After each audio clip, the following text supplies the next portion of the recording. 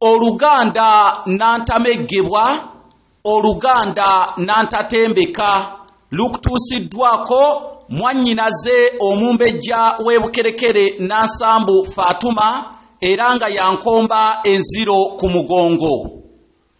Injini kigambo kya Luzungu, injini kigambo kya Lungereza, injini kigambo kya Lunyanyimbe. Mu Luganda Nantamegebwa era Oluganda Nantatembeka obadde okimanyi nti injini eyitibwa engolomozi. Engolomozi ddala Oluganda Nantamegebwa era ddala Oluganda Nantatembeka.